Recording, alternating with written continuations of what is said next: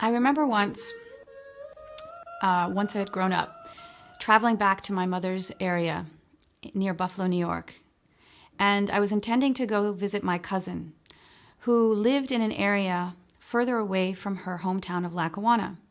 And as a child, I remember all the family talking about how he had moved so far away. They said, oh, he'd moved out to this area called East Aurora. It's so far. And I remember people making such a big deal about the distance that he had moved. And in my mind, it seemed that it was quite a significant distance. Well, as I was older and on my way to visit him, I was at the border between Canada and Buffalo, New York, and I called him to let him know we were almost there. And I said, well, it looks like it'll probably be at least an hour before we get to you. And he said, no, it's only going to be about 15 minutes. And I thought to myself, are you kidding me? 15 minutes? And it was then that I realized how limited the lifestyle and the attitude was of the people from that town. For them, going anywhere beyond 15 minutes of a drive was way far away, was too far. And I couldn't believe the notion of restricting yourself to such a limited area, such a small neighborhood.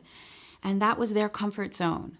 And for me, as someone who had grown up as a daughter of a foreign service officer, grown up overseas in many different countries, my world was so expansive. And it just struck me so deeply how people really limit themselves. And when I meet people in different communities as I travel as a speaker, I realize many people within our Muslim community too limit themselves in so many ways. They put themselves in boxes and they close that lid and they feel comfortable in that little zone and they're very afraid to open that box and look outside. And I'm not talking about lifting the box and letting go of every limit and boundary of halal and haram that we have as Muslims. No, that's not what I'm talking about at all. But the conception of the self, the vision of what your world is, and being comfortable in multiple places with people who are diverse, who have different ways of thinking, different ways of speaking, different ways of acting, and learning how to be yourself within those various environments. I see that we're so limited in our Muslim communities. Each ethnic group likes to keep themselves in these confined limitations about how they should look, what's appropriate, what's not appropriate, how girls should be, how boys should be. And they really restrict themselves in such unhealthy ways, and they find such discomfort when they're met face to face with somebody who's different. And I find that so limiting and such a tragedy, because Islam is about inclusivity. It's about a diverse population coming together under one definition.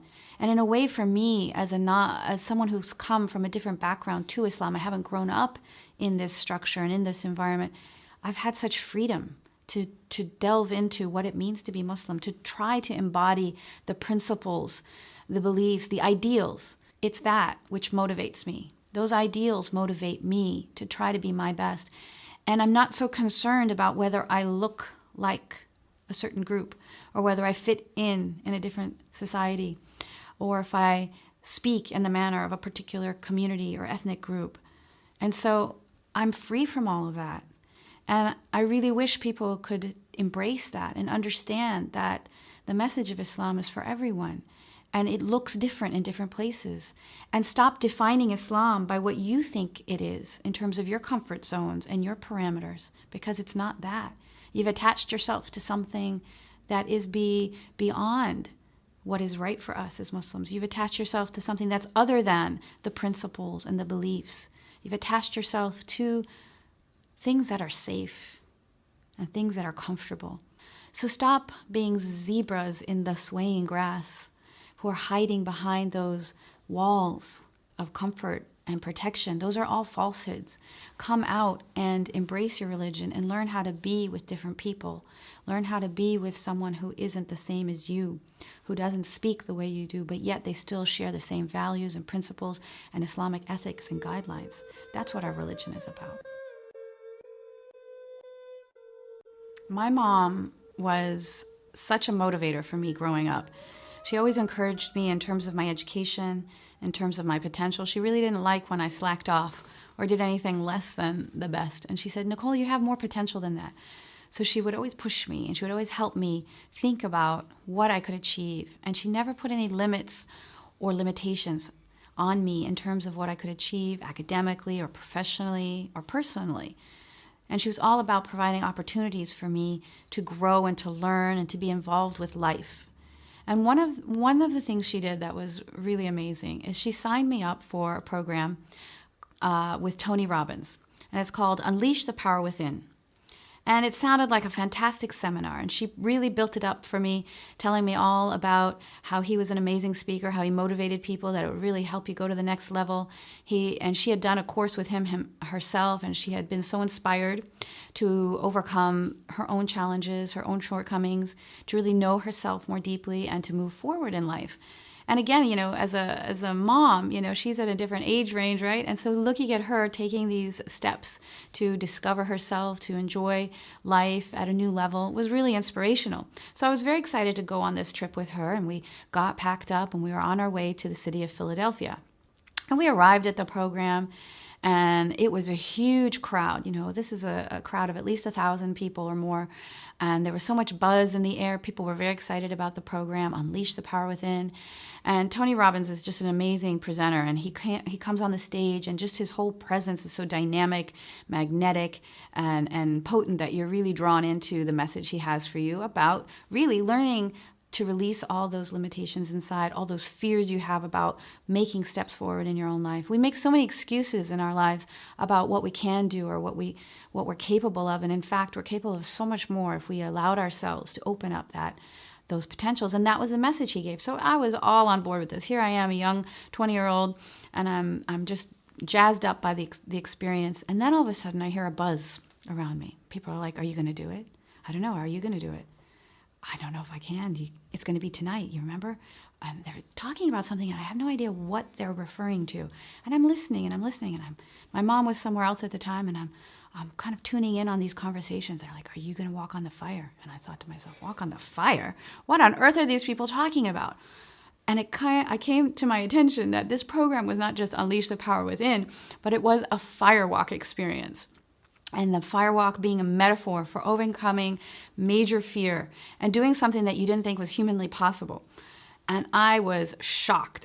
She hadn't told me. My mom had not told me that this was part of the program. She had brought me along and thought, we'll see how Nicole does. Well, Nicole was in shock. I said to myself, "Are you kidding me? There's a firewalk?" And at first I was thinking to myself, there's no way I'm going to be able to do something like that. How on earth are you going to walk over hot coals? So Tony Robbins has a whole lead up to prepare everyone to get ready for the firewalk. And it's about getting motivated. It's about pumping yourself up. It's about, enlivening the courage inside of you, releasing restrictions, believing in yourself, and setting all these, mental markers ready to get you able to do this. So we get outside. You come outside, and there's all of these 6-foot-long coal beds with these glowing coals, and there were several of these, and so we all got into different lines, and I'm thinking to myself, is this really going to happen? So I watched one person go, and he had prepared us mentally to overcome the idea that this was even hot, right? He says to yourself, say, "These are cool." So you say something opposite of what the reality is there, and you say, "Cool moss, cool moss, cool moss." And this is the way you're mentally preparing yourself to overcome something physical. And so we all prepared ourselves with this chant and so on, and we're all about go, go, go. And then when you get to the end, you have to wipe your feet so there's no coals sticking on it, and they rinse you off, and then you have a moment of celebration. So you anchor in your body the incredible experience of having overcome this. So I'm watching everybody go through those steps and go through those, moments. So they're giving themselves the motivation, they're walking, they're celebrating at the end, and I'm just fascinated. Then it came my turn, and I stood in front of the coals, and I was like, I can't do it. I just can't do it. Well, who did I have in line with me, motivating me? Because each line had a mentor, somebody there to prepare the people to go. It was actually Tony Robbins' wife, Becky, at the time. And she turns to me, and she looks at me, and she says, "I'm not going to let you go until I know you're ready to go." So I'm like, okay, fine, great. So she pulls me aside.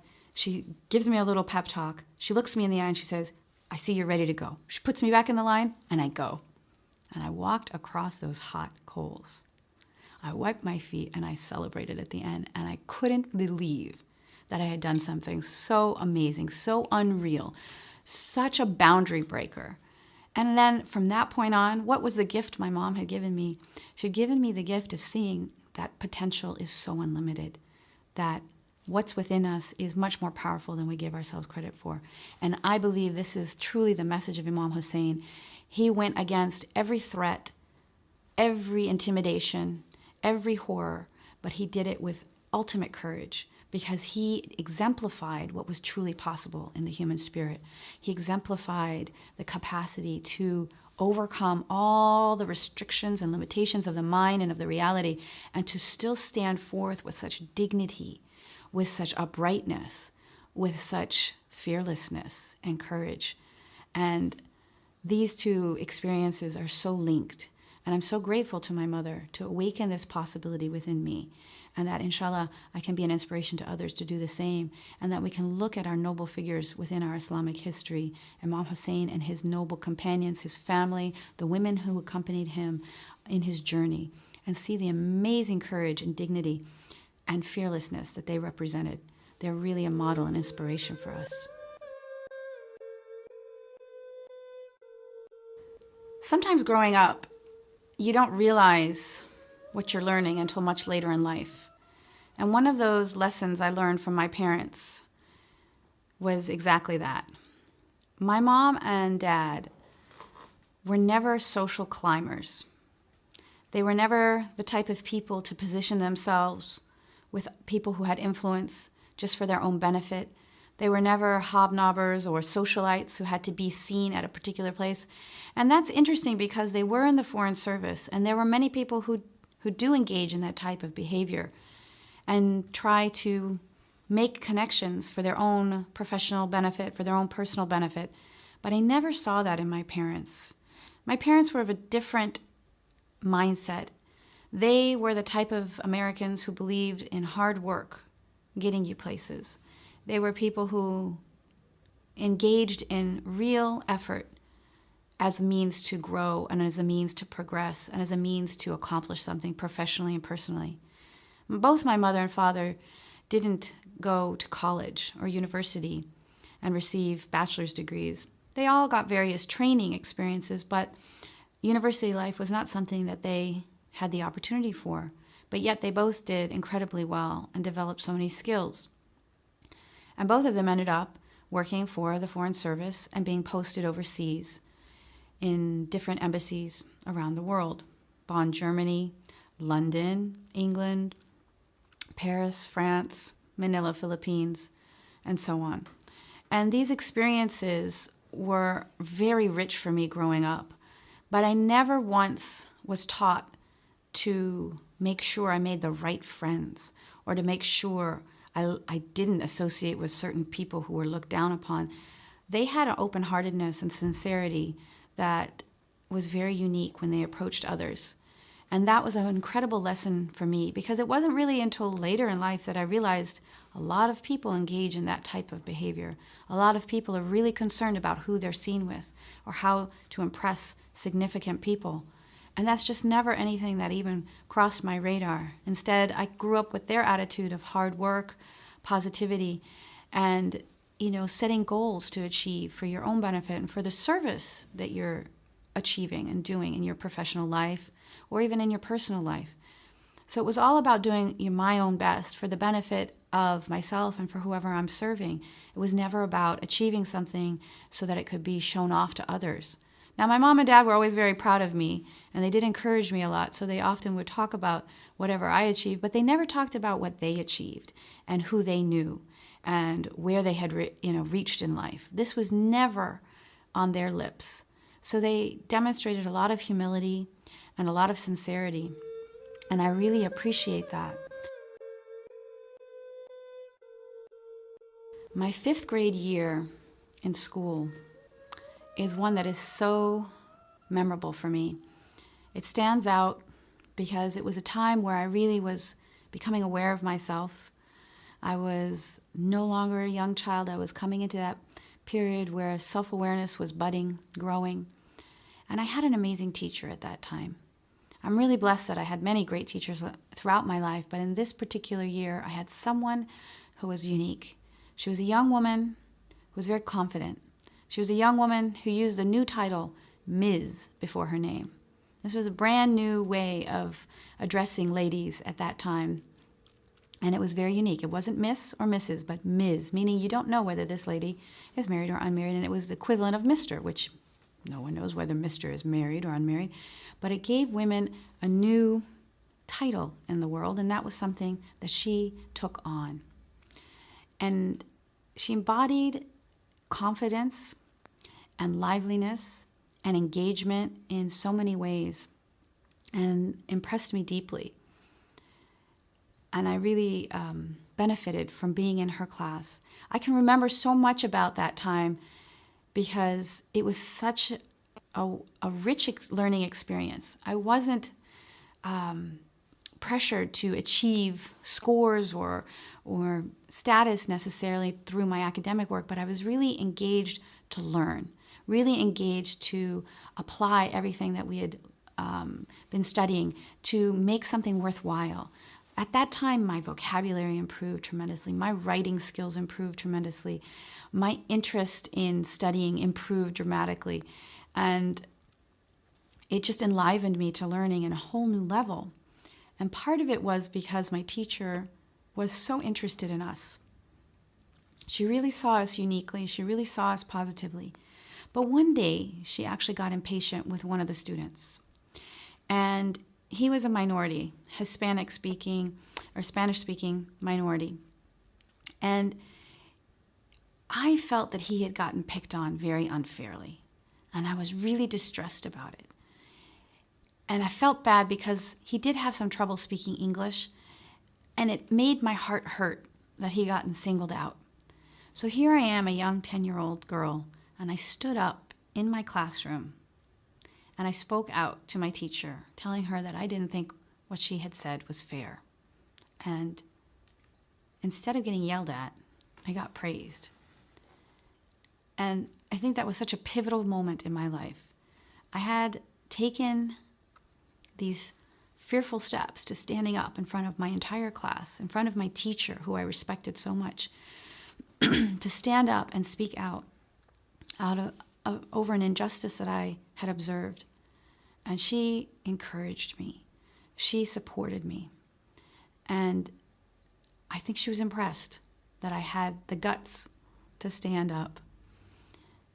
And that was such a memorable moment. It was really pivotal in my life that I was able to stand up and speak out, and that I was supported in doing so. And at the end of the year, she wrote in my school yearbook, "Nicole, you should be a lawyer because you know how to speak up and you know how to stand for justice, and I'm so proud of you." And I still have that yearbook, and I still know my teacher, and we are in contact.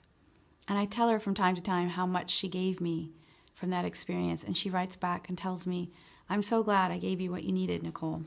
It was really such a powerful moment at a pivotal time in a young person's life. As much as we want to respond to global injustices, we have smaller issues that we deal with on a daily basis. There's things that we see wrong right in front of our eyes every day. For example, we might see somebody mistreat somebody on the street, and you just pass by it as if it's not important to you, but in fact it is. Or we see a child being spoken to harshly by someone, and we just walk by it instead of trying to help resolve it or stop it in some way.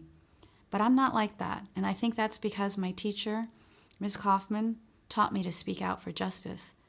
So once when I was traveling in Paris, I saw a man yelling at a woman out on the street at night, and I was walking with my family, my husband and 3 young children, and they were all young at that time, 9 and under. And because of what my family had taught me, my father, my mother, my teacher had taught me, I went straight to that man instead of walking away. I went straight to him. My husband was anxious and he was trying to pull me away. For some reason, I didn't want to go away. I wanted to go straight to him and try to help resolve this situation. So I went straight to him and started engaging him. Now, they were Muslims in Paris. And I started speaking to him in French, and I started reminding him that he's Muslim. And he says to me, "What do you care? Who are you?" I said, "I care because I'm Muslim." And I kept speaking to him to calm him down, to get him to focus, to get him to be the adult. And he started opening up to me. He started telling me what was going on. He started telling me the problem that was happening between he and his wife and why he was so upset. And in many ways, he was right to be upset, but he was going up, notching up his anger and violence and aggression in a way that wasn't right. And I stood there to make sure that he calmed down. And I stood there and made sure that she got away so that she could find some safety for herself, because he was about to strike her when we arrived. But I kept him engaged, and I kept talking to him, and I kept reminding him that he's Muslim and that I'm Muslim and that we have to be the better people. And he said, "But I'm upset." I said, "I know you're upset, but somebody has to be the grown-up. Somebody has to be responsible. Somebody has to be mature." And I kept him there. And then eventually another gentleman came and he dialogued with us and observed what was happening. And we got the situation to cool down. And we helped, hopefully, that situation from turning into a disaster or turning into a more violent situation. You know, everybody has to assess what's around them and what they want to engage in. But I want to say that be involved. Be courageous like Imam Hussein alayhi salam. Take that initiative. Make sure there's no injustice right in your immediate life. Make sure there's no injustice in the home. Make sure there's no injustice in the school environment you're in. Take that action and stand up and speak out for truth, even if it means being uncomfortable, even if it means putting yourself on the line. That's the mission. That's the goal, because there's something greater beyond our own comfort, which we have to be striving for. That's the message of Imam Hussein alayhi salam.